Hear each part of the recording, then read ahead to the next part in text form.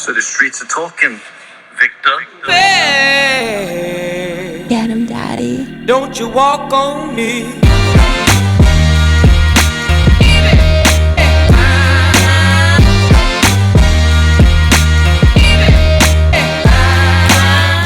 It's called Rufus Wakeman. Hey, Rufus, how you doing? I'm good. I'm going to turn the TV off. I've got 3 dogs in the room that might make a little bit of noise, but they're just dogs. No problem. Stop it, Bo. You might get them every now and then out of me. That's Wally? all right. That's all right. Or Wally. Anyway. All right, let it rip. So listen, thank you for sharing your time with me and letting me interview you. I know I've been trying to get it done for a while. So let's. No, hey, you've got some great podcasts. I don't know. I mean, I know Ray Rocher, I know Bouncer, I know Marty, I know Nick Honachevsky. I know a lot of people you've had on there. Really, you've had it. And I'm sure some of the other dudes are Northern legends, Yeah. Striper Boys. Hey, have you ever heard of Bob the Garbage Man? Yeah, I've actually had him on the show. You had Zach Miller on the show? No, I haven't had Zach Miller. I'm not sure who Zach Miller is. Hey, Zach Miller is Bob the Garbage Man. Oh, okay. Finally, secrets have been revealed behind Bob's existence. I guess I let that out of the bag. But no, I figured you'd know. No. So I saw this shit, Bob the Garbage Man, and I'm like, you got to be shitting me.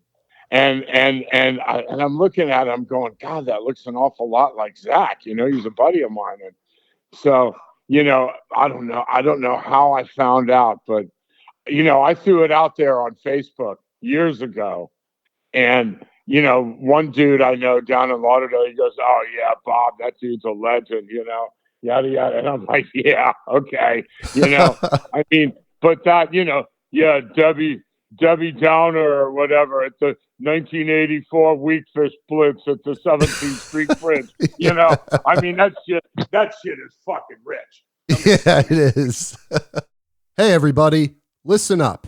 We're launching something big for all of our Brooklyn Fishing Club members. It's the BFC Members Only Zoom series, and we're bringing back some of our most legendary guests from the podcast. Crazy Alberto Nee, Paul Dixon, Bouncer Smith, just to name a few. These are live, exclusive Zoom calls where you can ask questions, hear stories that didn't make the show, and connect with these legends in a private, members-only setting. Want in? Go to brooklynfishingclub.com and join the club today. You can also check out the full lineup of upcoming Zooms on our events page. It's free for members, but spots are limited. Don't miss it. So anyway, so Zach Miller did this, and they did it with Field and Stream. And then all this political bullshit happened, and Zach really couldn't take it any further. Even though it was Zach's character, they did it like under the under the umbrella of a like Field and Stream thing, And I think Zach tried to take it somewhere, and it just didn't work out. They had a lawyer make a phone call. Oh, wow. That kind of shit. Yeah, you know how it is. Yeah. That's the world we live in, Yeah, I have a really good friend of mine who had a 20+ year TV show. I'm not going to name it, but him and his producer / cameraman like sort of got in a pissing match, and that was the end of the show. And now they're trying to, they're each 50% owners, so they can't do anything with it. The cameraman can't use it, and the star of the whole program can't use it. And I find it to be, and it's 20 years. That's maybe crazy. Maybe more. And do you know Robert Arrington? Yeah, I've heard of him. Yeah. Yeah, he's Deer Meat for Dinner. So his model is YouTube. And he goes out to the mailbox or Venmo or whatever. It's 80,000 a month or 60 grand a month or 100 grand a month. I don't know what it is, but it's 4 million followers. Yeah. I mean, once you hit that kind of following, so that's what this other television dude wanted to do, sort of end his show and then do the YouTube route, Right. because it's far more lucrative, Oh, definitely. And unfortunately, he's only got like 10,000 followers, or 20 or 30 or 50,000 followers. You don't start making bank till you hit 1 million, Right. exactly. or 500,000 or whatever the number is, Yeah. I'm not sure how that shit works. I'm constantly seeing stuff on Instagram, oh, well, this is what I do. And, I'm making 7 figures a year. And I'm like, fuck, what? How? Right. How are you really doing that? Right. Are you selling a method and people are paying you for the method and that's how you make this money? Or are you legitimately really running around in a fucking Lamborghini, I think it's a lot of smoke and mirrors. I think a lot of it is, I'm not really sure about it. I mean, I know a lot of financial guys who won't touch Bitcoin, they've been in the trenches for 30 years, 40 years, and they're like, I ain't going near that shit. Yeah. But anyway, all right. What do you want to talk about? Yeah. So listen, let's let's just take it back to the beginning. Where did this love of fishing begin for you? Where did this all start? Well, the love of fishing began arguably, I was born and raised in Palm Beach, Florida. And, our house was a couple houses from the ocean. And I used to walk my dog on the beach, and my grandfather took me fishing when I was 5 years old.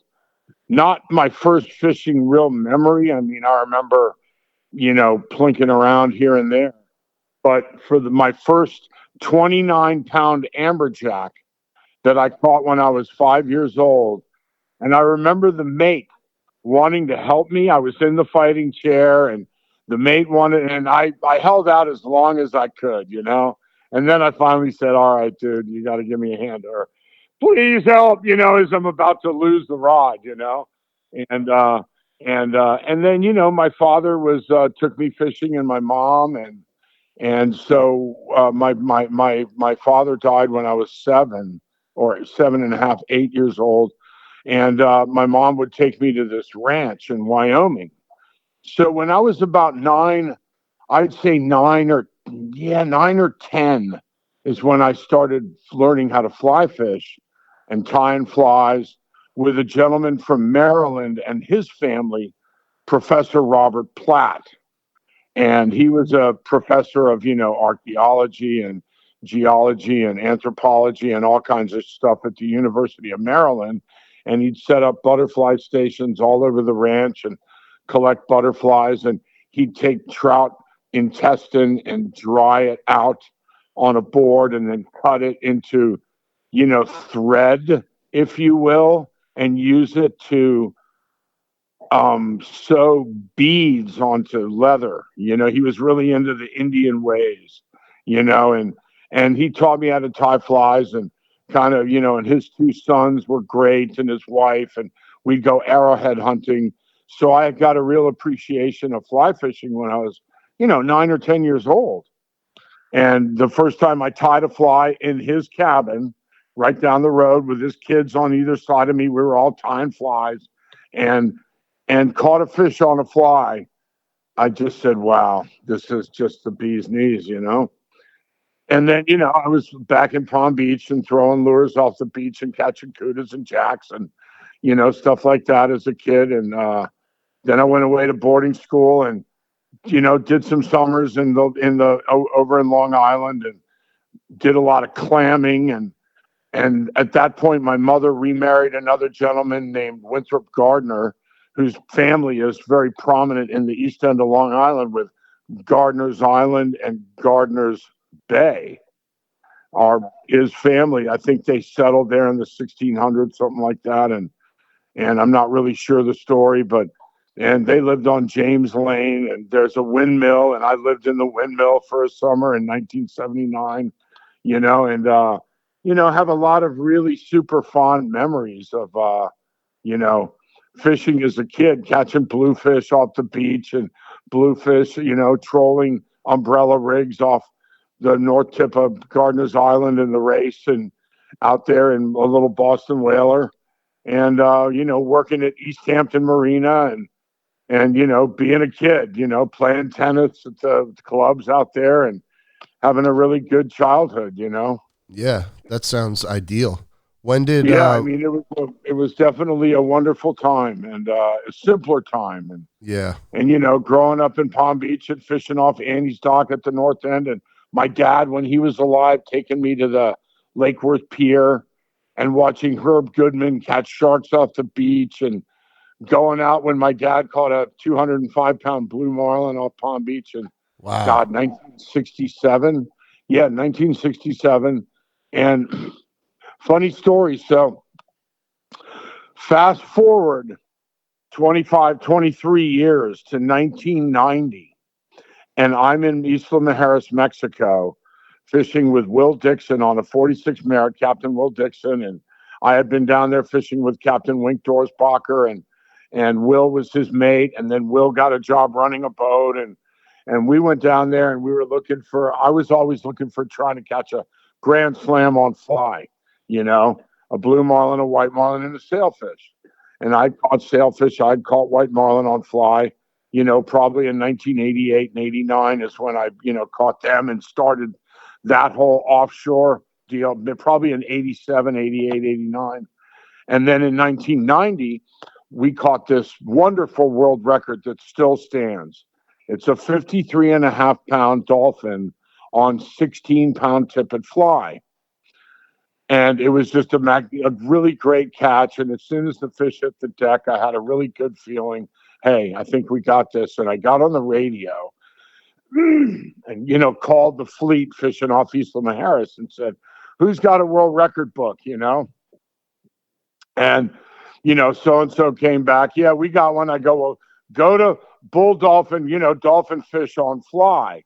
So they go to dolphin fish and I tell them, they go, well, the record on 16's like, 50 something pounds or whatever. And I'm like, I don't think, we might have it, but I don't think so. It might've been 60 pounds.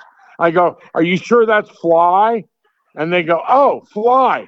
Oh, it's 45 pounds. And I go, excellent. We beat it. I know this fish is bigger. Wow. And it turned out to be 53.5 pounds. Now that record has now stood for 35 years. Wow. That's amazing. And so here's the segue for the story. That night, we're sitting on the Sharia 3, which is a 43 Merit. The Jody Lynn, the boat I fished on that day, was right next door, right in the slip over. And one slip beyond that was Greg Norman's Aussie Rules, the big Monterey, like a 56 Monterey, 58 Monterey, something like that. And so Gary Stuve, the captain, and Gary's legend, he's a tuna guy, Cat K, up north, big, he's in the legendary Captains and Crews and all this. And so Gary comes over to the boat with a bottle of Dom Perignon, and he gets on the boat and he's got some, this bottle of champagne. And he goes, Rufus, I can't think of a better time to drink this. I've had this on the boat for 2 boats and 4 years. I've had this bottle of champagne and I've been waiting for the right time to drink it. And I think tonight's the night. And I don't think you really know this, but I was the mate on Captain Al Nathan's Wendy 3 when your father caught that 206-pound blue marlin right at Black Buoy off Palm Beach on a swimming mullet. Wow. And I'm like, no shit. And he goes, to this day, I have not had a person on my boat, child, teenager, or adult, who asked more questions and was up my ass more than you were that day. And that was, 23 years prior. I was 5 years old, 7. And he goes, God damn it, this is a great day. Good job, yada, yada, yada. And I said, well, obviously, you didn't kick me in the shins or tell me to shut up, because my thirst for fishing knowledge has just increased from there. And here I am 23 years later catching world records on fly 2 boats away from you, And he said, Yeah. yeah, this is awesome, and we popped that bottle of champagne and got plowed. That wasn't all we drank that night. Still, Sounds like a and the good day. next day we were right back out on the edge looking again, Hell yeah. and I've lived a blessed life and I've had some great times and, fished around the world on the Madam and the Hooker with Skip and Scotty Levin and, knew Jerry and Deborah Dunaway real well. And, who would have known what a legendary scenario that boat would have turned out to be. But, it was the first real mothership boat that really cruised the world and did some really great stuff. There was another boat, the El Zorro, who did it at maybe a little bit before, but they were more or less just St. Thomas and the Caribbean, mostly Venezuela maybe. But I don't think they went through the canal. I could be wrong. I don't think they went into the Pacific or Africa, Yeah. So with all the experiences that you've had and everything that you've been through, do you feel like to this day you're still learning? Are there still things to learn despite the level of the game? There's always something to learn, man. I mean, there's always some little thing that Mother Ocean's going to show you or, something. But for the most part, everything is within parameters, and, yeah, I might learn a new technique. I don't fish with a lot of, captains these days just because it's gotten so insanely expensive. It's really out of the range of a friend of mine just texted me to go fishing out of Venice, Louisiana for 2 days of fishing and 3 nights of lodging is $12,500 for the whole group. 2 days of fishing and 3 nights of lodging on probably, I'm going to say, it's a 42 Freeman. Oh, okay. So I don't know who it would be with. I'm not going to mention any companies that operate. That's a lot of money, man. Damn. That's what it costs. You know what I mean? I know if you want to go to Key West and fish on, a 40-foot outboard and run, the tuna grounds and go catch blackfin tuna up into the Gulf and catch, kingfish on fly or go to some of the wrecks that are far away or go to Pulley Ridge. Pulley Ridge is probably $4,000 a day, and I know the Delft boys do that and they do it really well. I see a lot of their stuff on Instagram and social media where, they got, Warsaw groupers and big black groupers. Yeah. Giants. Go out there. I'm going to throw down $8,000 for 2 days. And I want the boat to myself, and I'm just going to go with the objective of catching 1 or 2 fish that I need to put under my belt to end my, to further my fishing mount collection or the 8x10 glossy. You catch a 250 or 300 pound Warsaw, boom, check that one off the bucket list. Yep. Or a 60 or 70 or 80 pound black grouper, check that one off the bucket list. But, other than that, it's just gotten incredibly expensive. And so I don't really I don't do that anymore. Even if you get 2 or 3 guys together, it's still a butt ton of money. And, Right. And I can just go fishing for sailfish in my backyard or snook off my dock, So right. it's always, Yeah. Yeah. So, and, yeah. I've caught black grouper and never caught a Warsaw. I've never caught a 60-pound black. I've caught a 5-pound black grouper in the Indian River Lagoon, So I've got the red grouper, black grouper, and gag grouper slam in the Indian River Lagoon. Nice. There you go. Which is fine with me. You know what I mean? Count it. There you go. Yep, exactly. Bucket list, done. Right in the backyard. It really would be nice to pull up a 60-pound black. Yeah, I bet. Yeah, definitely. It really would. So when did this become more than just a hobby to you? When did this start to become? I went to college here I went to school here in FIT in Florida Institute of Technology, and I got my captain's license in 1985. And I ran some charters, and it was never really a way to make a living for me. It was more or less a way to offset my habit. and write some stuff off for a few years. And now, later on in life, as you get older and stuff, you get kids and this and that. And my insurance requirements became ridiculous to where I would have had to fish for 18 days a year, just to pay for my insurance, you know? So it, kind of, so about, I don't know, 7 or 8 years ago, I stepped back from the, uh, the charter thing, but I still do a lot of charitable stuff. I donate to the IGFA. Hell, I've donated to the IGFA since 1980, 1987. So I've donated a lot, and to the Coastal Conservation Association, I've donated a ton of stuff. Aren't you the president of the Coastal Conservation Association in I'm Martin of County? the local Martin County chapter, yeah. For Martin County, yeah, right. Yep. And it's it's been a fun 25 years. Well, I mean, let's get back to that question though. When did it start to become more of a profession? Like when you got out of college, was it? Yeah, it was, right about the time I got out of college. I mean, there'd always been a passion for it. In 1980, I moved back down here to Florida, and and I started fishing a little more. And I bought a 22-foot Boston whaler, then I got a 25-foot Boston whaler, and then in 1990 I bought a Jupiter 31, and that's when it really kind of took off. And took my wife out. She got a world record African pompano, and another friend of mine got a world record African pompano. And nice.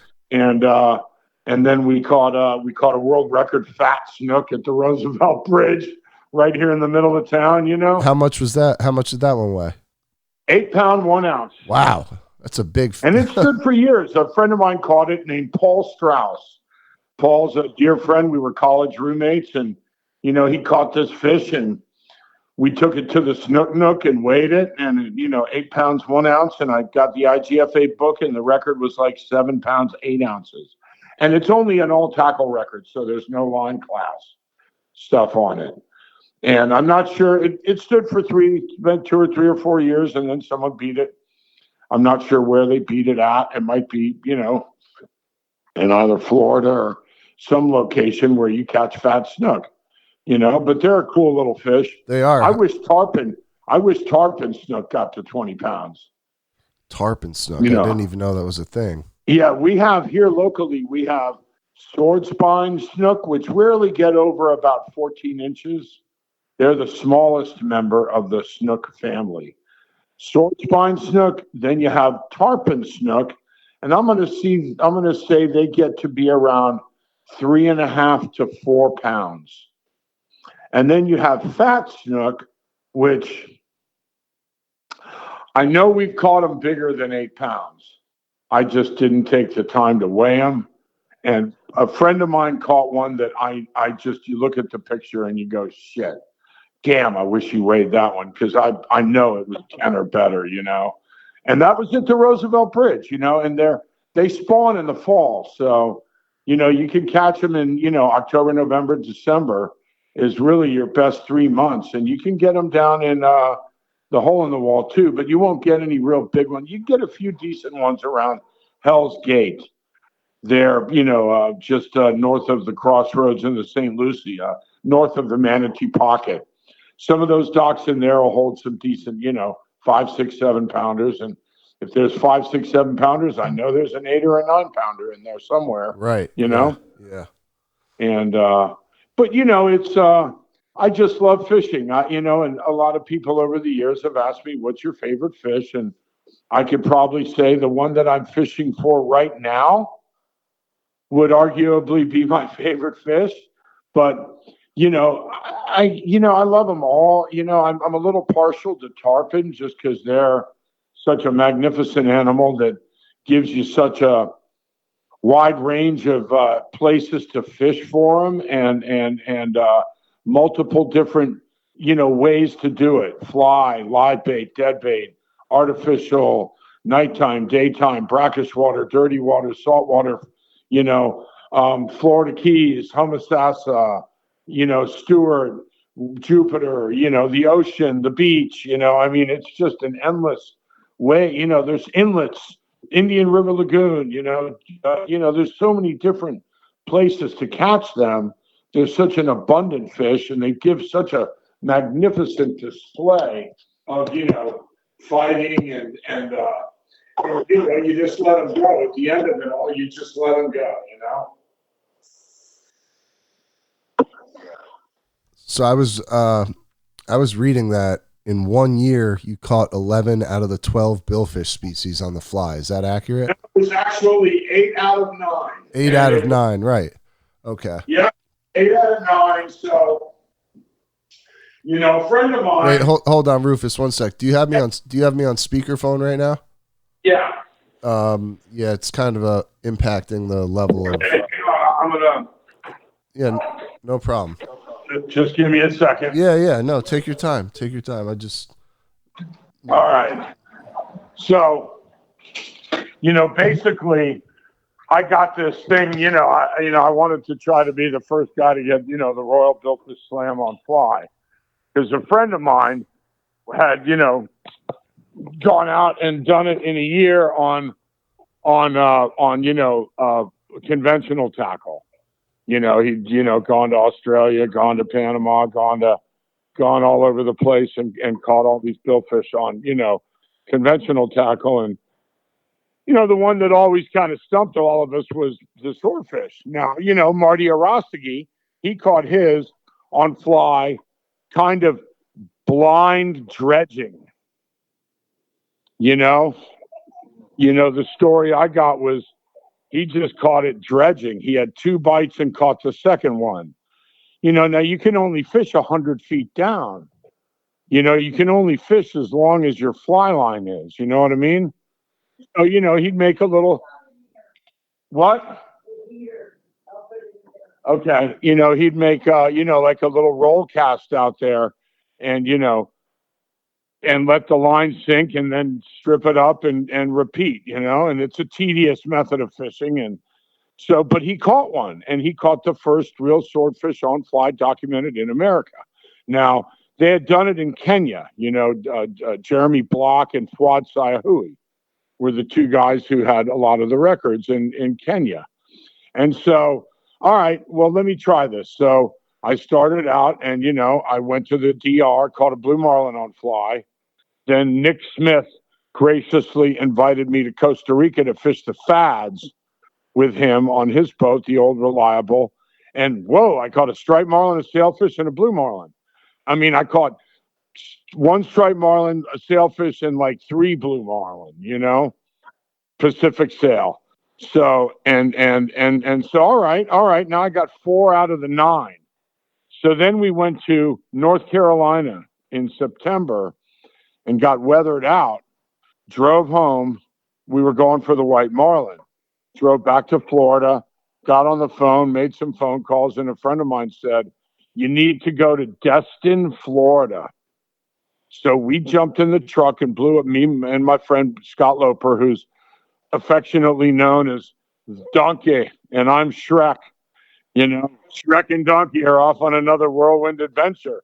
And Scott and I have literally fished together. We started as kids, and then in Canada, he flew up and fished with me in Canada in 1985 or so. And so we've done the international fishing thing for, 40 years. And so Scott and I drove to Destin, and he was with me in North Carolina. And, we got weathered out. So, boom, we shifted gears, went up to Destin, and a friend of mine got us on a boat. And we went out, and the first day was a bust and really didn't have a lot of high hopes for the second day. And we go out there, and we're, fishing a place they call the Nipple. And sure enough, boom, he comes up on the left long rigger, and my friend Scott teases him in. And, I wound in the other teaser bait. And then Scott I got in position through the fly. The boat got in neutral. And you couldn't, the weather was overcast. You couldn't see anything. It's a decent amount of white water. And I mean, he piled on that fly.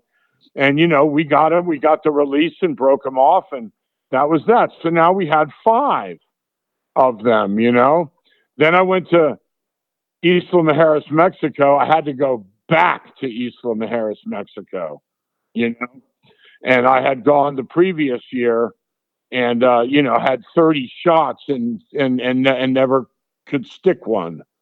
Atlantic sailfish are kind of finicky, you know, and I figured out, all right, I'd been throwing a pink fly, and pink flies work, but the Atlantic, I don't think they work that well. I think those fish are more cued in on sardines. So I switched to a blue and white fly, and the first one we got it. So now we had, 6 of them. But now I got to go back to Australia because I had struck out there.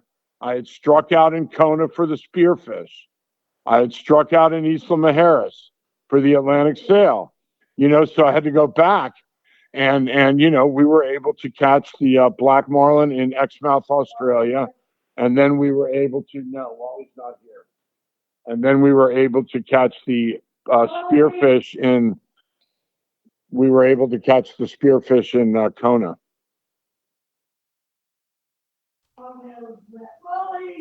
But it is what it is. Hey, can you hang on 1 second? Yeah, no problem. No problem. Because I got to deal with this wet dog. Yeah, now. no problem. No problem. Okay, hang on. Worries. Do you have Wally, honey? Here. Thank you.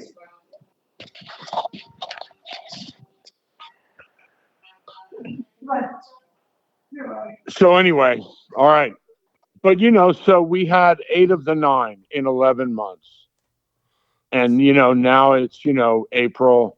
We're into April, May, and I just couldn't get to swordfish, I even went back to the DR and caught another blue marlin, because if you catch your first fish last, you kind of restart the clock, you know what I mean? Uh-huh. So now I had caught that in like May the year before, or March, then went to Mexico, struck out, then went to Kona, struck out, and yada, yada, yada in 2014.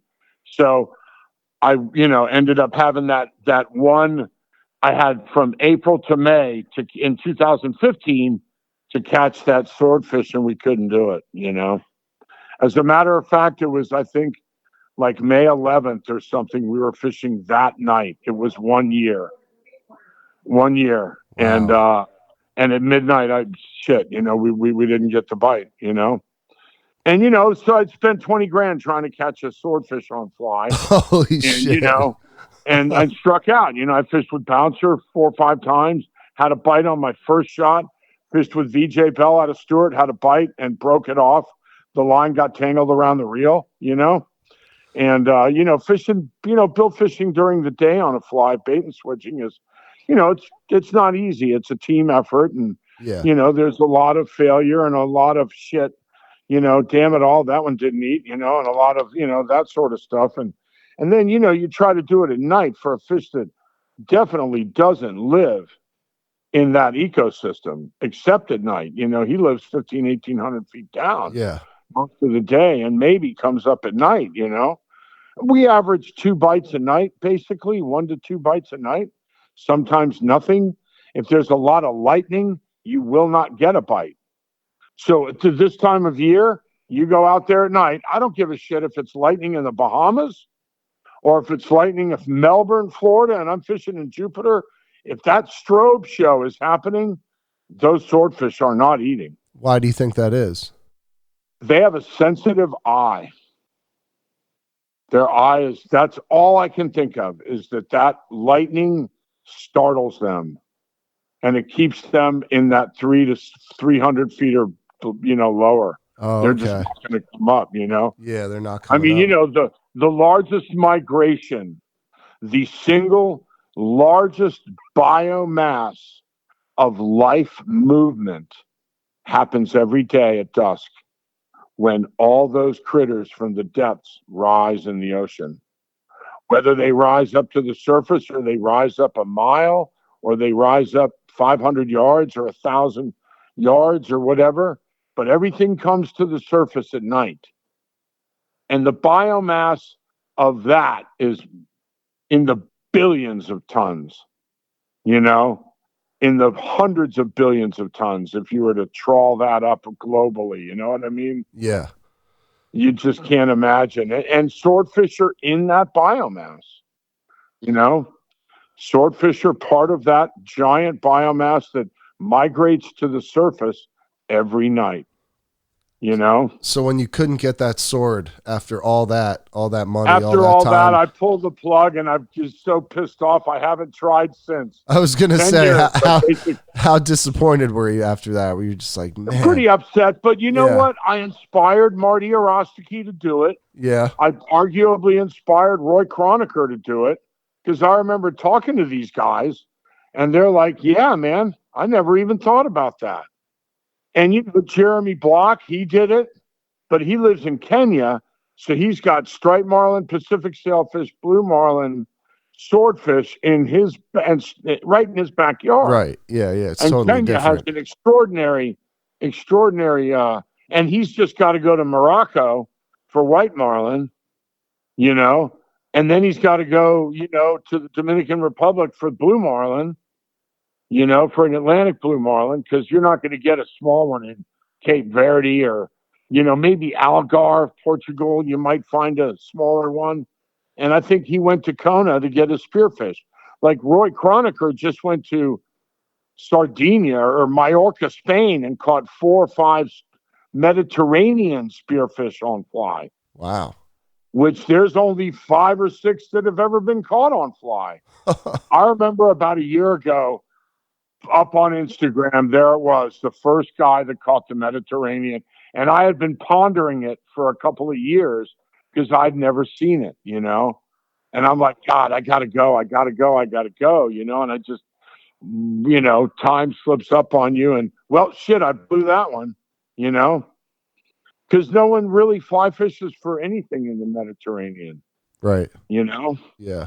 But one guy did it. I want to say he might have been a French guy. I'm not sure. Might have been an Italian guy, but he went out there and he caught one. I want to say it was out of Sardinia, Italy, the island, you know, or the island Sardinia. Yeah. And Yeah. but yeah, you know, there's not a whole lot of firsts that can be done anymore. And Right. you know, and hey, I'm glad. I mean, I remember Marty Arossi called me right when he just got home from Cabo San Lucas, and he said, you know, it pops up on my phone, Marty, and I go, well, and he goes, the eagle has landed. And I went, fuck yeah, you know, well done, buddy.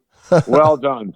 Because I sent him to Australia to fish with Joan O'Shales, and he caught his black, and then he Yeah, went to Hawaii. he told me you were the one that put him in touch with that Captain Exmouth, right?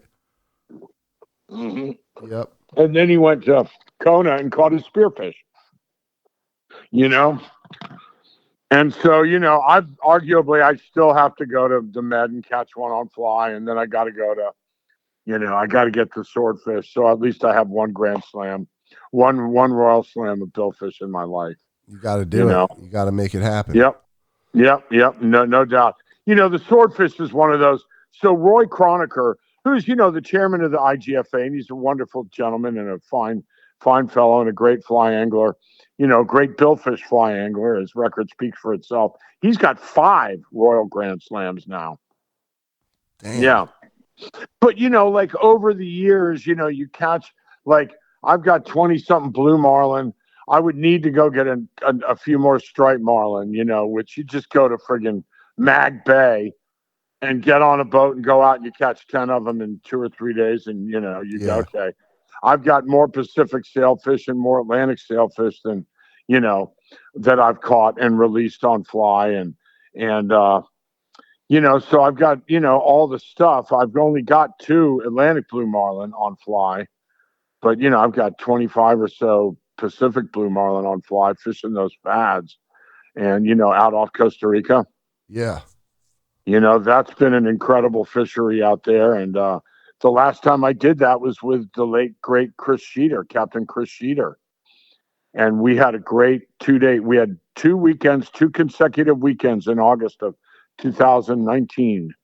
And so I had fished down there with Nick, and I went with Harry Glaw on the Thumper, and I went with Chris on the Finest Kind, Chris Sheeter on the Finest Kind. And then I did 2 back-to-back trips, 2 weekends one with Pat Ford and my son, Marlon Wakeman. We went out and, caught a handful of blues on fly, 5, 4, 5 on 6 on fly, and a few on bait. And then, the last day was a bust. It was raining and weather. And we trolled around for a while and said, all right, let's pull the plug and go in. It's just not happening. Yeah. If you get to a fad and you're not marking bait and the weather's inclement and it's rough and you're 100 miles offshore, all right, let's be the prudent mariner and do the right thing. Yeah, exactly. It's just a fish. Right. We've got a 6-hour, 8-hour ride home, so let's go home, So we pull the plug at, like noon on the last day, where generally you fish till, dusk and then chug in at night and wake up at the dock the next morning, So we pulled the plug and got in, at night and went our merry way. Do you know where that boat, the finest kind, is now, by any chance? It's in the 40-foot Whitaker is in it's at Casa Vieja. I was gonna say Casa Vieja because I was like, what are the odds? Those are two different boats, but I know the finest kind. It's the same boat, and Chris Sheeter. That's awesome. Chris used to work with Salazar at Casa Vieja. Okay. As did Mike Sheeter, his brother, and then Chris left there and started doing other stuff. And Chris ended up, so we fished it one weekend with Pat Ford, and then I went back down there the next weekend and fished with my friend Danny Crosley. And we go out, and Danny's a bait fisherman; he's not a fly guy, So okay, we're gonna try something different here. And we fished the first day. I caught 2 on fly, and I think Danny caught 2 or 3 on bait, and that was great, So the next day, I looked at Chris and I said, "All right, we're gonna try something today, or tomorrow. What's your best days?" He goes, "Well, I've got 11 on fly and I got 22 on bait." I said, "All right, well, we're going to try something totally out of the box here. I'm going to take one shot with a fly rod. And if I don't get bit, boom, he drops a bait." We ended up catching 7 on fly and 10 on bait. And I mean, it was badass. It was great. I mean, there's techniques that you use with a fly rod that's kind of different. Jake Jordan and these guys that fish Guatemala, they figured out that if you use this heavy, kind of like the guys who used to fish 4-pound mono or 6 and 8-pound mono, they'd use a big, heavy leader, wire leader. And some guys would use a big, heavy mono leader, but the wire had a neat thing about it, is that it would sink. Since you're not really putting any drag on the fish and you're basically winding in slack line, let that line sink below the fish. Let that leader sink. Therefore, there's just a smidgen of downward pressure on that fish, which makes him want to stay near the surface, So with a fly rod, we're fishing a 550 grain shooting head sinking line. And you're just letting that line sink when you're backing up. You get through that first run, and then you're just in reverse, kind of winding slack line. After that, Marlin does that first series of jumps, and he goes nuts, and he's jumping, and you get through that series of jumps, and that fish settles down. You're in reverse, and you're winding slack line, and that line starts to sink. And that fish will generally come back to the surface within a few minutes. And now you can charge back on him and maybe get your release, or maybe he'll go through another series of jumps and then he'll settle down and go deep, and then you go to slack line. I don't give a shit if you put the line in. You put your reel in freeze pool, just no drag. Let that line sink below him. And this really worked well for us in the Galapagos with striped marlin with a friend of mine who didn't believe it. But we're catching 300-pounders, 275-pound blue marlin on a fly rod. It takes you an hour, maybe, sometimes you can get them in 20 minutes, you're getting a release. Because the more that fish jumps, the tireder he gets, So if you can keep him near the surface, he's going to jump more. And that's all those kids and those the Latin mates down in Guatemala, and the number of shots they get with sailfish and blue marlin, they were able to really perfect these techniques for fly fishing, and it changed the game. It really did. It really changed the game. Yeah. And it's a lot of fun to go do it with a fly rod. People think you're throwing that at a friggin' blue marlin. Yeah, man, watch this. It's great. I mean, like when I fished with Harry Glah, he called me and said, "I want you to come and fish with us," because I didn't know who this gentleman was. He called me and contacted me on Facebook Messenger and said, "Please come, be my guest. Just pick up some fuel money, and come on down." And we went out, and I mean, I caught the first one, and then we ended up having engine troubles and fuel issues and had to come in early. But we caught one, and then trolling in, we had several bites, and just trolling lures and just pulled them off. We weren't really trying to catch them. We were once again more concerned with getting home. Right, which should definitely be And the top priority. when you're way offshore, when you're 100 miles offshore and something hiccups, all right, trips over, we're going in. Right. Right. That kind of stuff. Speaking of hiccups, God rest Terry's soul, and he was a sweet man and a wonderful guy, and lived in Golfito, Costa Rica, with his 65-foot Mickelson, sport fishing boat, California style rig, and the boat needed a bunch of upgrades, but she got us out there and got us back barely, But I mean, we made it, so it was all good. We had a good time. We had a lot of laughs, but yeah, but that Royal Billfish Slam, that's going to haunt me till I finish it. Well, it's got to be finished. Speaking of hiccups, what are some close calls you've experienced out there? Because from what I'm understanding, it sounds like you could tell when it's time to go in, you're going in. You're not really pushing the limits. I have had 2 times in my life that I have folded my hands and said, "Dear Lord, please get me home."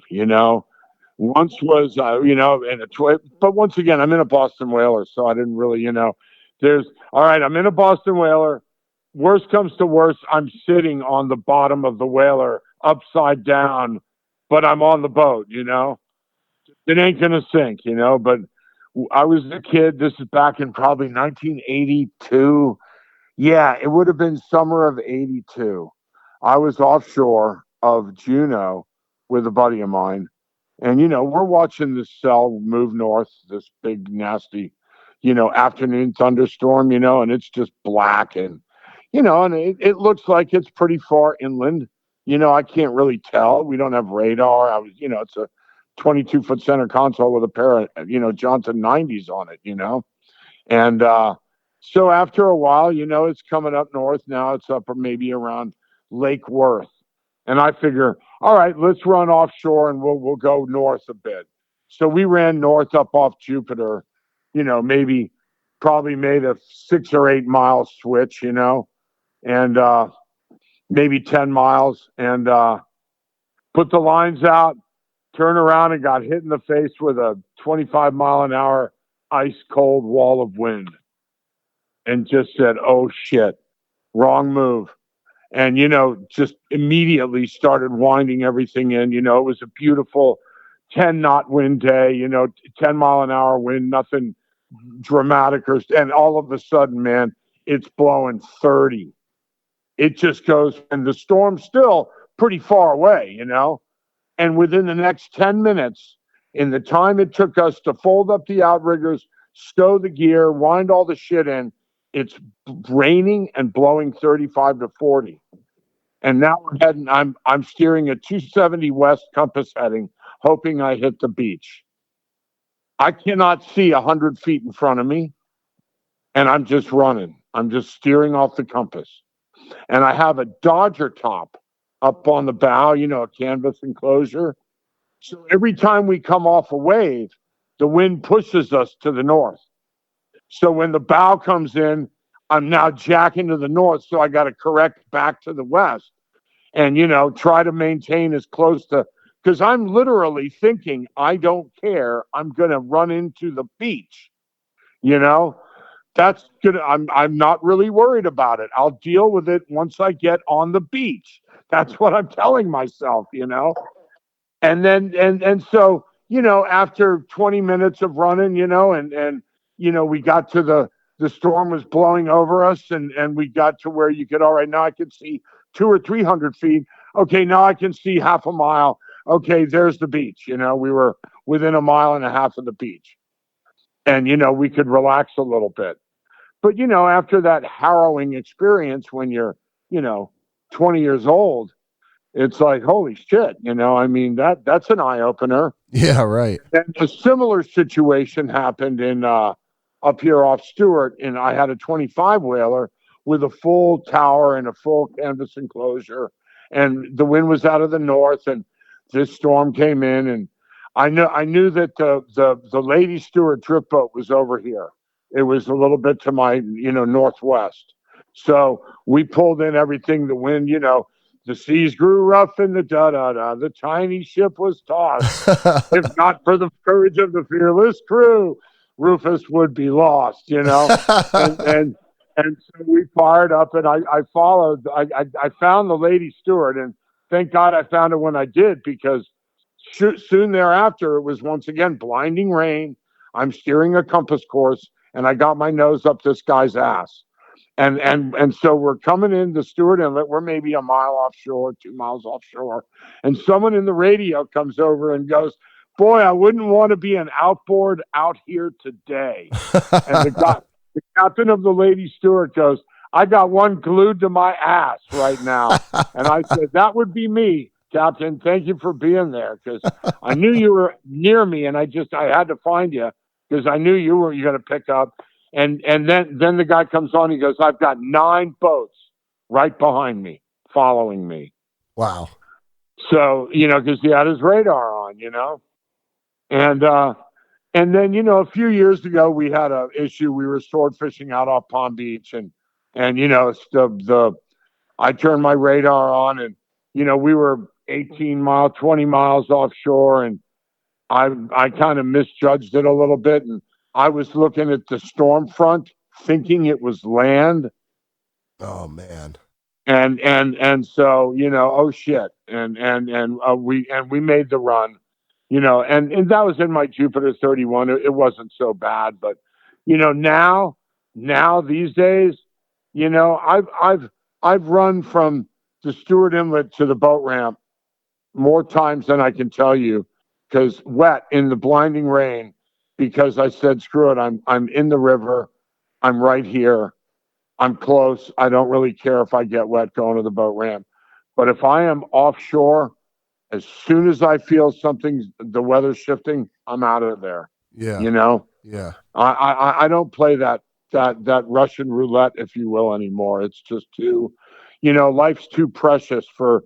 I'm gonna kill myself or endanger my crew over a, let's catch one more sail, or let's catch one more snapper. Let's go to this one more spot when shit's about to go south. Right. Just get out of there, man. You can always come back tomorrow. Yeah. Definitely. There's just no reason to push it. What do you think? But that's prudent, being the prudent mariner. And so I got a good story with my son. My son was 11. We had bought this Jupiter 31 after Hurricane Wilma repossessed my first Jupiter 31. I bought another one. That was in 2006. I went 5 years without an offshore boat. So I had a 24 Pathfinder that I used to run offshore and catch sailfish in, but you couldn't be out there when it was rough, 2 to 3, 3 to 4. It's terrifying, in a bay boat. It's just, once again, you're pushing it. You know what I mean? 24 Pathfinder is not meant to be in 4-foot seas, 7 miles offshore. It's just not what the boat's designed for, and that's when, actual piloting, operating your vessel really comes in handy, and you're not just panicking and running into the seas hoping you're going to make it, plowing your bow. There's a lot of throttle feathering and a lot of turning the wheel and all that kind of stuff. But, So we're in the Jupiter 31. We're offshore. It's my son and I. And I see this storm way out west. And I pull up my phone and I look at my phone. I go, okay, it's coming our way. So let's go in. It's, once again, it's coming right at us, the way the radar scope on your phone indicates the direction of a storm. Yeah, we're probably going to feel the brunt of this storm. So let's get in closer to shore, and then I'm going to show you something, son. So we go into the sand hill, which is 3 miles offshore. Now I can get to anything in 3 miles. You know what I mean? So, so we're sitting there, and this storm's coming.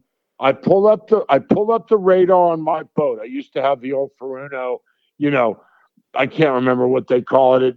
Depth finder, plotters, radar, all in one, and great machine. And so we pull the storm up, and it's got this pretty distinctive shape on my Furuno radar. Then I pull up my phone and I go to the radar scope on my phone and I hold it up next to, to the screen on the boat. And I show my son, I go, look, the phone is accurate. This is not a lie. Your phone is really showing you exactly what that storm is doing, where it's going, and the shape of it, and its attitude, and how much rain is in it. It's red like a maraschino cherry. Get out of there. If it's all green and just kind of hazy, it's not really that bad. But if it's red, that's indicating a solid, mark on the radar. It's time to go. Don't push it. So we have this 21-foot lake and bay boat. It's sort of like a lake and bay. And my son, he operates it from time to time. And I knew he was down off Jupiter in it. So I'm sitting here at my house and, I hear the thunder starting and I look west and man, it is nasty. And here it comes. And I come back inside the house and I pull up the radar and I go, holy shit, it's right here. And I get on the phone and I call my son and I go, where are you? And he said, I just cleared the inlet, Dad. And I went, good boy. All me talking and bitching at you. He said, yeah, we saw it coming. So, we decided to make the run. I said, thank God, because you don't want to be stuck offshore in a friggin' flats boat. No way. No. And so, and he just left for the Bahamas today and he's fishing over there and he's on a 61 Darlington. So hopefully they have a good trip. Yeah. So let me ask you this. Out of all these years of fishing, all the experiences, what has fishing taught you about yourself? Patience. Patience and, just patience, really. Patience is a fisherman's friend. Right. I can honestly say that, that and appreciation of nature, conservation, don't be a dick. I've been very fortunate in my fishing, experiences globally and all around the world. I've caught some great fish. I've had some great days. I've had some shitty days. If somebody's telling you a story, listen to it. Don't try to be the guy that goes, oh shit, I've done that. Oh God, Right. Yeah. Let them have their moment in the sun. Let them have their moment of glory. I don't want to be the guy that goes, oh hell, I've caught that standing on my head, with my, blah blah blah. That's the last thing you want to do is rain on somebody's parade. Yeah. Be humble, be kind. If it weighed 10 pounds, it weighed 10 pounds. If it weighed 100 pounds, it weighed 100 pounds. It didn't weigh 50 and it didn't weigh 200. Yeah. Yeah. Don't bullshit don't BS it. You know what I mean? Right. And just be humble, be kind, share information. I own the fish camp over in Jensen Beach, River Palm Cottages and Fish Camp. Yep. In every single unit, I have a satellite image of the Indian River Lagoon between Stewart and Fort Pierce and the nearshore waters.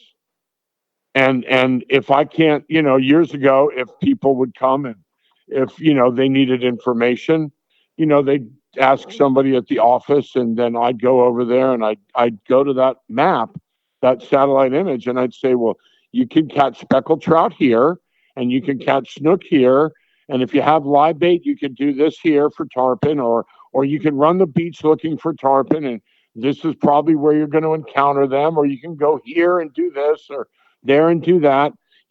I tend to share information because my mission in life is to make people happy and to share experiences and hopefully help them have a better day. Yeah. So if I can help them catch a fish or have a good day, then my job's done. So that's really something that, I'm not a secret agent squirrel. You know what I mean? Yeah. Yeah. I mean, if I caught a fish here, I caught the fish here. You're not going to go catch the last one. Right. I don't care if you anchor there for a month. You're not going to catch the last one. There will be more. Yeah. I promise, I mean, actually, let me take that back. The only fish that I have actually seen get fished into extinction around here, and you can still catch them from time to time, is the African pompano. We used to have a guy around here that I'm not going to mention his name, and I'm not going to mention the boat, but this guy, he was friggin' Captain Ahab. I mean, when it came to money and making money and catching fish, back in the 80s, or early 90s, even in the mid 90s, African pompano had no regulations. If you could catch 100, go for it. And he did on many occasions. He would literally fill the cockpit of the boat with African pompano. That's disgusting. And, you could get each fish was worth $40, $45. 30, it was $1 a pound. Got the fish. They had a very small belly cavity. The fish is all shoulders and head and body, and so even if you got him, you might only lose 3 pounds per fish. The average AP around here was between, I'd say, 35 and 30 pounds and 45 pounds. So if you could catch 4,000 pounds or 3,000 pounds or 1,500 pounds, that's a pretty good payday on top of your charter, And literally, the stories that I heard was that boat would be full, 3 fish deep in the cockpit, tail sticking out of 5-gallon buckets, tail sticking out of the live well, you name it. There was, and so we don't have that type of African. I took a friend of mine who had a sushi restaurant here in town, old Tony Torello, had Sakura sushi restaurant, God rest his soul. But he put $250, $300 worth of gas in my boat, and we went fishing.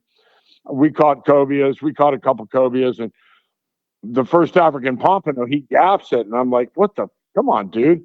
He goes, I put gas in your boat today, buddy. Today we're going to play meat fish. And I felt awful with everyone that hit the deck. But I said, hey, yeah, go for it. We killed 8. And I felt, oh, my God. It was like, like General Sherman, the Sequoia redwood tree. That, the 300-foot tree crashing down on my boat. Every African pompano that went in the box. Because, I'm a real catch and release guy. I'll whack a mahi, but it's got to be 15 pounds or 12 pounds these days. Right, something substantial. I don't whack these 22-inch, 24-inch mahi. I let them go. I carry a net on my boat. I net the damn things, get a picture, and let them go, Yeah. And I let kingfish go. I let everything go. I don't, if I got people on the boat that want to whack a fish, okay, we'll whack a king or we'll whack that little dolphin. But if it's me and my friends, I just let them go, Yeah. Yeah, I mean, I'll take a cobia from time to time, but I've even let them go, people look at me like, what are you, nuts? And I go, well, I don't really want to sit there and clean the damn thing. Yeah. And it's hard enough to clean. Cobia is like, you might, it's not like a triple tail where you need a friggin' sawzall, I mean, cobias are a temperamental fish to clean, and I'd rather just let it swim and make more cobia. Exactly. Yeah. So it's, I just don't really care to, kill a lot of fish these days. And there's so many of them that get killed every day. You look at social media and you see these guys in the Keys, you see these guys on the West Coast, you see these guys that they just whack an unbelievable amount of fish. I mean, it's insane. One boat will have, you know, they'll have, I don't know, there's a, what is it, 10 snapper per person or whatever. And they got 5 or 6 guys on the boat. They got 40 snappers and, 5 cobias or, whatever, groupers. And they got 60, 70 fish. It's in the freezer. Once it goes in the freezer, I'm sorry, it's gone. You're man. right. You're absolutely right. Once it hits that freezer, I mean, yes. Yeah, I'll be the first one to admit it. I've done it. I've gone to Key West and fished down there. I've gone to Islamorada, and I've, come home with a box full of fish. And, yeah, we have a big fish fry, or we saute some. We cook fish 3 different ways, blacken some, fry it, saute some, lemon caper butter, this, that, the other. And then the next day, I'm putting it all in Ziploc bags, sucking the air out of it, and putting it in the freezer. And in 6 or 8 months, I'm finding it in the bottom underneath a case of ballyhoo, going, shit, I remember that. Yeah. Yeah. And it's just, when's enough? Right. Yes, it makes a great 8x10 glossy. You can put it on your mantle. There we are. And the way they take the fish nowadays, and they line them around the bow. Yeah. And I mean, you'll have, and I've got those pictures. I've done it. I've been to Key West and the Keys, and I've, done it with, friends and my son, and gone down there and had some just banner days, mutton snapper falling out of your ears, and yellow jacks, and then, and tunas. And then we come home and we have this big feast, and, we eat tuna for 2 nights, and then I give some away, and then everything else goes in the freezer, and it's over. It's done. We really need to be a little kinder to the ocean, and really everybody needs to pull back a little bit. Definitely. And just be a little more appreciative of her, and let that fish go. I mean, I know if you're pulling shit up from 200 feet, you ain't gonna vent it. It ain't gonna make it. And today with the shark issue, oh my God, the sharks are just everywhere. What do you think your take is on the shark issue? What's going on there? I don't know the answer. I don't know what the right thing to do is. I mean, yeah, we all want to be macho. Yeah, let's go kill him, let's shoot him. Hell, some guy just got thrown in jail for stabbing a shark. Yeah, I saw it on social media. The guy, I think it was Instagram.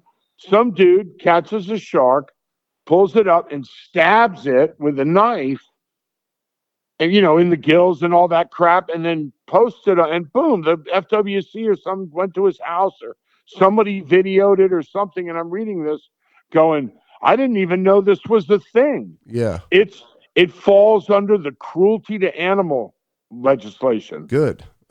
Yeah, exactly. And I mean, leaving the hook in their mouth is bad enough, and I mean, within reason, but I mean, we all talk shit, let's go out there with cinder blocks and cable and hooks, and, hook the sharks and throw the cinder block over. He'll have a rough time pulling that thing around, and then the other one is take 2 hooks, tie them 10 feet of cable, throw it out there. One shark eats one bait, takes off. The other bait's trailing it.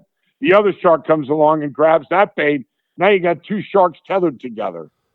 Never heard of that one. That sounds pretty fucked and up. I mean, so we've actually done that with birds, where you take, like you'll be cleaning fish or whatever, and you'll have a whole bunch of birds around.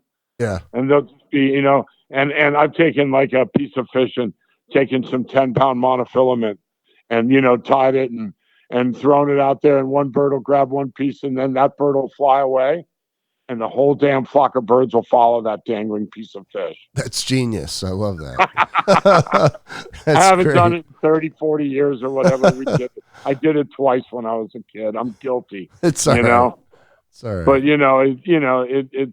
it's more of just funny to watch all the birds follow, the one bird, because you see that piece of fish dangling,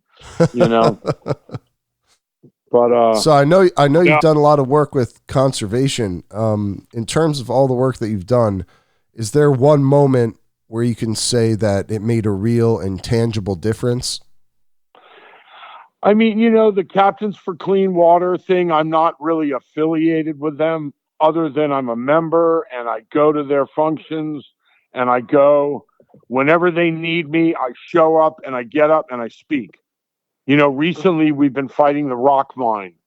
So I went to the Palm Beach County Commission chamber. I got up and I spoke. And then at the end of it, I got up and kind of said, hey, I got a question. And that's not how you do it. So there was a lot of mumbling in the room. Who is this guy? And they remember me now because I broke protocol. Everything has to be done in writing. And I stood up and said, hey, I have a question. And they said, you have to write it down. So I wrote it down and I gave it to the clerk. And then, 10 days later or whatever, I was in the South Florida Water Management District speaking out against the rock mine.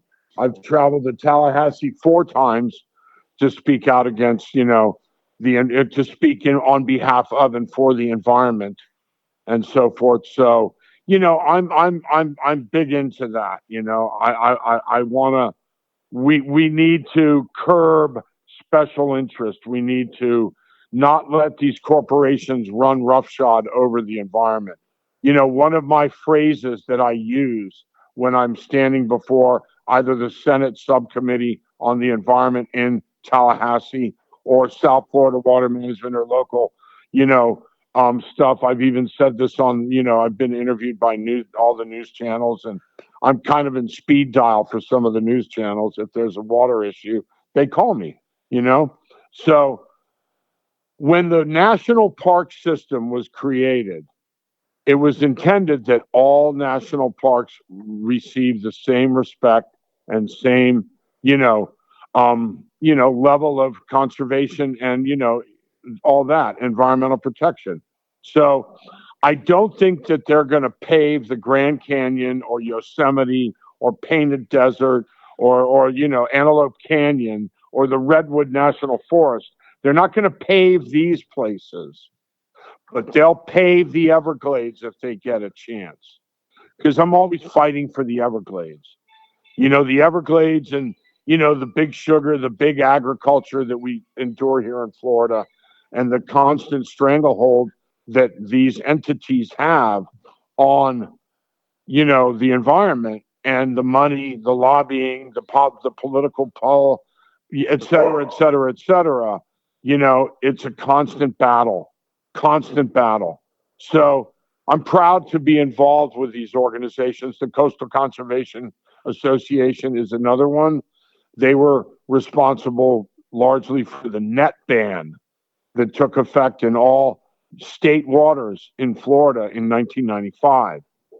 And it was, it eliminated the indiscriminate gill nets that we have all over Florida in the Indian River Lagoon and in Lake Worth Lagoon and in, all the Mosquito Lagoons and all these places that these commercial fishermen were allowed to, I've got dogs going nuts here. And let me see if I can calm the dogs down. But so anyway, the whole, conservation issue is near and dear to my heart. And, Friends of the Everglades, Captains for Clean Water, CCA. I've been the local county, Martin County chapter president of the CCA for, 25 years. And, and there's probably no end in sight for that. That's and good. CCA is more of a, fisheries management and fishermen's advocacy, fishermen's rights, Yeah. If like NOAA or National Marine Fisheries want to shut down bottom fishing from Jacksonville to Miami, Well, the CCA is going to argue that. The CCA is going to argue the net ban, which comes under fire every year. It's come under fire. It was implemented in 1995, so that's 30 years ago. I'm going to say it's come under fire 18 years out of the 30 years. It's come under fire 18 years. And in one case was overturned for 7 days. Wow. And the amount of mullet and mackerel that were harvested in that 7 days is monumental. And then a judge was able to put a stay on it and get back to where we needed to be. Because there were cars lined up at Lee Fisher nets up in the Panhandle or wherever Lee Fisher is for a mile. And everybody was coming from out of state to hit our waters and rape our waters. And they still do for the Spanish mackerel offshore here in Peck's Lake. You go to the friggin' boat ramp at Sanford Park or the Stewart Causeway, and you'll see a lot of out-of-state boats that are here netting Spanish mackerel, So it's an issue, you know what I mean? Yeah, definitely. And, people need to become aware of it, and people need to stand up, and people need to become actively engaged and fight a little harder. And, I'm all for people making a living, but, if you're going to rape the water and catch your 1,000 pounds by 10 o'clock in the morning, go in, sell it, drop it off at the fish market, and go back out and catch another 1,000 pounds. No, that ain't going to happen. You know what I mean? And so, it's too much. The only time I've ever had my life threatened was by a commercial fisherman. Really? Where he looked at me out off Peck's Lake and said, I'm going to wait for you at the boat ramp and I'm going to fucking kill you. I've never had anybody say that to me. Why would he say that to you? Because I was within 200 yards of him operating my engine. Oh. And that's just, these are, commercial fishermen are damn good fishermen. They're really good at what they do, but they have an entitlement issue that they think that they own the water, And, so, hey, man, I'm just trying to get from A to B. I'm sorry I got to go behind you, but I don't really have a choice. I'm not going to go 1,000 yards out of my way, to make it so that you can catch fish. I think 200, 300 feet is plenty, Yeah. And I'm sorry I bummed your day out, and I'm sorry you're having an aneurysm. I actually had a client with me, and this dude was, no shit, a bricklayer. This guy was as big as the house. I'm 6'4", at the time, probably 280 pounds. He's 6'3", 6'4", 280 pounds of solid muscle, And this guy he kind of taps me and goes, are we going to be all right? I said, I don't think he's going to jump with full set of Grund and foul weather gear on, But he did, start trimming his engine up and went to, spray us with a wall of water, which did not work. And once again, I have dogs going nuts. Hey, everybody, listen up. We're launching something big for all of our Brooklyn Fishing Club members. It's the BFC Members Only Zoom series, and we're bringing back some of our most legendary guests from the podcast. Crazy Alberto Nee, Paul Dixon, Bouncer Smith, just to name a few. These are live, exclusive Zoom calls where you can ask questions, hear stories that didn't make the show, and connect with these legends in a private, members-only setting. Want in? Go to brooklynfishingclub.com and join the club today. You can also check out the full lineup of upcoming Zooms on our events page. It's free for members, but spots are limited. Don't miss it. Back some of our most legendary guests from the podcast. Crazy Alberto Nee, Paul Dixon, Bouncer Smith, just to name a few.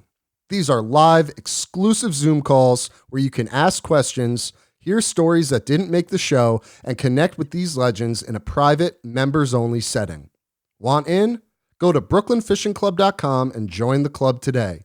You can also check out the full lineup of upcoming Zooms on our events page. It's free for members, but spots are limited. Don't miss it. Let me ask you this. Do you have any superstitions? Do you believe in the whole banana on a boat thing? You're not. So it's funny you say this. Not long ago, I had a donated trip, and So I've been conversing with this lady. She had bought this trip that I donated to some charity. I don't think it was the CCA or the IGFA. It was some local thing.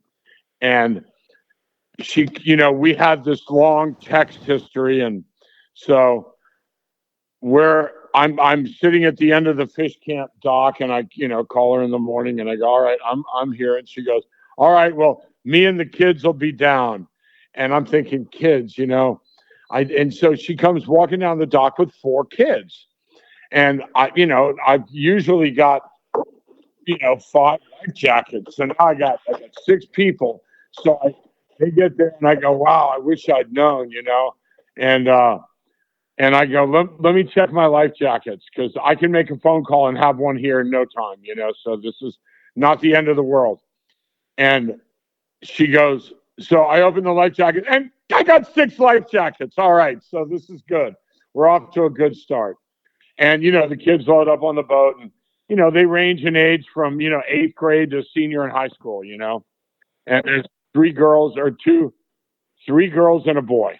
And, the oldest girl is the oldest one. She's the oldest kid. And she's totally into it. And the boy's totally into it. The other 2 aren't really into it. So we get going offshore. I had reserved some bait with a live bait guy, and we went offshore. I got a couple dozen from him. And then, just to make it fun, let's go catch some bait. So we go catch bait, and the kids are fun. They're having a blast. And I reach into my pocket, and I've got a banana. I actually have a banana in my shirt pocket that I had bought at the gas station. Uh-oh. So now I'm offshore, and I throw the banana on the dashboard, and I go, well, let's see how the day goes. We go out, we start bump trolling live bait, get a double header sailfish, fantastic. This is great, and get up in an area where I see these guys catching kingfish. So I put my electric motor in the water and spot lock us and throw out some baits. And we get, I don't know, maybe 8 or 10 kingfish bites and catch 3. We have 2 or 3 right to the boat and pull the hook so they cut through the mono. And then we hook another sailfish. Then I send some baits down and get a couple of rudder fish. And, and at the end of the day, it's a great day. So I hold the banana up and take a selfie with the banana and send a picture to my friend and go, bananas are good. 2 for $3 on sales and yada, yada, yada. Everybody's happy. So, I don't think the banana thing really holds water. Right. But then again, you never know. So do you have any superstitions personally? I don't. I really None. don't. Nice. It's the banana thing would be as a fisherman, that's like the number one, Yeah. Is there anything you do for good luck? I'll try not to walk under a ladder, and I'll try not to have a black cat in my life. But I did have a black cat in my life for 18 years. This is a good story. So years ago, let's see, if I could actually nail it down to the year, probably 1995, 1996, because my daughter's young. We're renting a house because we're building our other house. And I wake up, at 3, 4 in the morning to go. I'm going up to Cocoa Beach to go red fishing with my friend of who we were college roommates, Paul Strauss. And we're going with Captain Sean Foster, who is known in Florida as Dr. Drum, because he's got the red drum, locked in. He's just the red drum guy. Oh, stop. So Paul pulls in my driveway, and as I'm leaving the house, there's this little black kitten in a tree, and he's meowing at me. So I run back in, get a can of cat food, put it on a plate, and come out and put it down on the like right by the back door, and I jump in the truck and we leave. And I go to my friend. I go, what do you want to bet that when I get home, that kitten will have a name, we'll know if it's a boy or a girl, and we'll know everything about that kitten. Sure enough, when we got home, my wife had taken the kitten to the vet. Its name was Putty, and And Putty lived with us for 18 years. Amazing. And Putty was a great little kitten. And she was actually one, I had the man cat before my wife and I got married. I had little Jetto, the mighty little man cat, who was 16 pounds of hell. I mean, tore the neighbors apart. He tore any animal apart. And he got a little melanoma on his nose. And I think he only lived to be about 11, and that was a really sad, like 1985 to 1996 or so. Yeah. And, but then we had Putty. So we had Putty, and I think we had a little Persian cat too, one of them little, looks like a mop running across the floor. Oh, right. Yeah. And his name was Elmo. But Putty was a black Manx cat with no tail. And he was a cool little cat. Hold on one sec. Let me ask you this. Looking ahead, what's your hope for the next generation of anglers and conservationists? What's your main hope for them? Fortunately, we're seeing a lot of cool stuff. Like my son, when my kid was little, I took him fishing. And then, when he was like 6, 7, 7, 8 years old, he kind of, he didn't want to fish that much anymore. And then, 9, 10, 11, he really didn't fish at all. Then 12, he came to me and said, "Hey, Dad, can you teach me how to fly fish?" And I almost friggin' lost it, And I taught him how to fly fish, and the kid's a damn good fly fisherman, He can throw 80 feet, and, not a problem. Fly, marlin on fly, sailfish on fly, you name it, he's caught it, So, he's a snook on fly, he's a good fly fisherman. But fortunately, through social media, and this is one good aspect of it, is that kids want to be seen. So the best way for them to be seen and to be cool is to be fishing. I just hope that they respect the fish, because I know that there is a lot of stuff, especially in the western rivers, with a lot of the guides out, trout guides who are trying to make a name for themselves. They will take a photo, like they'll catch a really nice hen trout that's on the bed or whatever, and they'll change their shirt 5 times and aggravate this fish and keep it, for quite a while. And, there's a published story about that, about one guy, and there was a root ball, like an upturned tree behind him, that, it's the same fish in every picture, but the root ball's either partially visible or visible, and it's the same fish with a different shirt. You know what I mean? So whether it's the same day or different day, he caught that fish, many, many times. And things of that nature. And, once again, back to the killing of the fish, all these 20 snapper, 40 snapper, full limited grouper, and then it ends up in the freezer, that kind of stuff, But I do think that, through education and, there are some, hey, dog, Maisie, come here. I think that, there are some people that are, starting to figure it out and not, people are starting to do the right thing, maybe.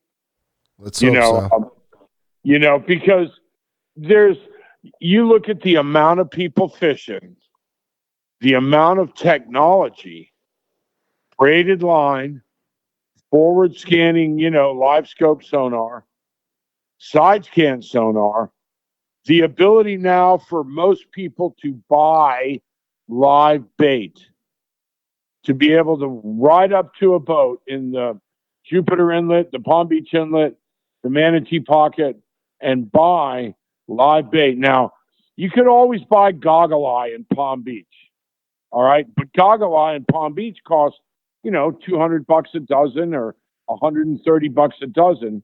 So it wasn't for everybody. But, now with the threadfin herring and the pilchards being sold, people could buy it, for 15 years ago, it was $1 a bait, And I'm guilty of it. It saved me a lot of time. But 20 years prior to that, I had to go catch it. You know, I had to go catch my bait every day. And that was a portion of the day that you wasted catching bait, you know? And that was sort of, all right, sir, you pick your clients up. We're going to go catch bait. Hopefully we can bang it out in an hour. And then, I'll tack a half an hour, 40 minutes or an hour onto the end of the day. So you get a full day of fishing rather than, 6 hours of catching bait and an hour and a half of, 6 hours of fishing and an hour and a half of catching bait. You're paying for an 8-hour day, So, and, so when you take the number of people, and now you got these cock rocket outboards, with 400s on them, and the Bahamas aren't even safe. These boats can run 100 miles in 100 minutes. Think about that. You can run 100 miles in 100 minutes. You can leave Jupiter Inlet and be at friggin' 20 miles north of Grand Cay in literally 100 minutes on a calm day. You run 60, 65, 70 miles an hour. The boats hold enough fuel to do it. You know what I mean? Yeah. They hold 500, 600 gallons, so, nothing's safe. You can literally go anywhere in these boats and do anything. Granted, if it starts blowing 30, it's going to be a shitty ride home, but so what? Hopefully it's blowing the right direction. Right. Right. Definitely. There's a tournament that's held across this, it's called the Other Side Tournament. I don't know if they do it a lot, but it was out of Canaveral. So it didn't matter where you left, what inlet you left from, but you had to check in at Canaveral at the end of the day. And, it was like a 5 p.m. weigh-in, because they knew that everyone's running, 130, 140, 150 miles to get home, depending on where the yellowfin tuna are, So we had a guy leave here, left Stewart, at 2 a.m, and chugged over there, chugged a while. And then when the sun came up, they started running. And they fished all day off, 30 miles north of Grand Cay, Walker's Cay, that area in the tuna grounds, and then ran to friggin' Canaveral. And then ran all the way back to Stewart that night. Oh my God. And that was in a 39 yellowfin. And I think that boat was designed with extra fuel in mind. I think they had the extra fuel package. They had 700 gallons or so 750 gallons in that boat. And, that's a lot of 4 engines. They had, 4 300s, so 1,200 horsepower, 700 gallons. And, they burned 500 gallons, It's and crazy. swing it great, but, nothing's safe. And it's, it just is what it is. Yeah. I have a Jupiter 31 with a pair of 300s I have 250 gallons. I can run across and fish for the day, and I've done it several times. Caught lots of dolphin. I've caught a few tuna doing it, but I've got to cut my day short because I only hold 250 gallons, and I've got to go on the right day. I can't go when it's blowing 2 to 3. These 37, 42 Freemans, you can run in a 4-foot sea, no problem, Yeah. These 42 whatever's, big yellowfins, big Valhallas, you can just eat it up. It doesn't matter, And, so really nothing is safe. There's not a fish out there that's safe, There isn't. Yeah. And, I've spoken to FWC and all that. They don't really care about the tuna. Like if they pull you over coming back into, Stewart or whatever, and you got a box full of tuna, they're not really going to be that upset. But you got a box full of grouper and stuff like that, or crawfish, snappers and groupers, Yeah. they're going to pay a lot more attention to those than they will tuna, Right. Now, Yep. I've said online, everybody in cyber world who hears that, make sure you have a highly migratory species license and make sure all your safety gear is in order, because, but that's what one of the guys was sitting at the boat ramp a few years ago, and I pulled up alongside of him, and we had a conversation. And I asked him specifically, with all the boats running across, are you guys really concerned? He said, no, I don't really care about tuna, you know? I mean, it makes sense. Yeah. Yeah, I mean, it's a highly migratory fish, Yeah. But I mean, in the last 30 years, 40 years, I've seen the decline in fishery here in Stewart. It's just depressing. I mean, we used to be able to go out with artificial lures and absolutely whack fish all year long. You know what I mean? We could catch trout, we could catch snook, topwater, midwater, DOA shrimp, cockahome minnows, Zara spooks, mirror lures, whatever you wanted to throw. You could really go catch a decent amount of fish. And, we always let everything go. I never kill anything. I killed trout in 1983, and that was the last trout I killed was in 1983. You know, I see no need to kill a trout, a speckled sea trout. And I mean, granted, if I caught a 15-pounder, yeah, I might, but there's only been 2 or 3 I know I've caught in the Indian River Lagoon. But I mean, Jensen Beach, and from Jensen Beach to Fort Pierce, from Stewart to Fort Pierce was the trout capital of the world. If you wanted a 12-pound trout, you'd come here. A 12-pound trout is the holy grail of the inshore fishing world. The holy grail. My biggest is a hair under 10, Yeah. And, I've had big ones on. They wall it in the water and I pull the hook, but my biggest is like 9 3/4, 9.5, right in that ballpark. That's a big trout. Yeah, it is. Yeah. But I mean, I've got friends who've caught 13 pounds, and the biggest I've ever seen is 14 pounds. It was frozen, 34.5 inches long, Wow. Hell of a fish. Yeah. That's a And there's big fish. There's a guy who lives on Indian River Drive. He caught 2 15-pounders Damn. off his dock at night. He thought they were snook. And then the world record 17 and change comes from on the north side of the Little Jim Bridge in Fort Pierce. Oh, really? Some weekend warrior throwing a Zara spook. Wow. Caught a 17-pound, 9-ounce or some shit, gigantic trout. Put it in a cooler and took it back to Orlando and showed his buddy. His buddy said, you need to go weigh that on a certified scale right now. So the guy went to Publix and weighed it and weighed 17 and change. Damn. Yeah, so that fish has got to be 35, 36 inches long, and fat as hell. And unfortunately, the only photograph of it is terrible. Of course. Of course. It's one of the shitty photographs where the guy's like holding it up with one hand, Yeah. Doesn't even do it justice. Right. Frozen and bent, Not frozen, but it's been in a cooler of ice for a day. It's got rigor mortis. It's all bent. Yeah. The worst damn picture ever, For a fish deserves the best picture ever, right. Hopefully you got it mounted, at least. I'm sure maybe, but that's a fabrication mount. I mean, unless he took it to somebody who mounted it. Yeah, definitely a fabrication mount. I would be more in the school of this guy ate it. Yeah. Yeah. It was in the cooler and he didn't know what he had, Yep. And I mean, trout is just not a fish I want to eat. I don't even want to eat a snook. A snook is more like a Cuban cigar.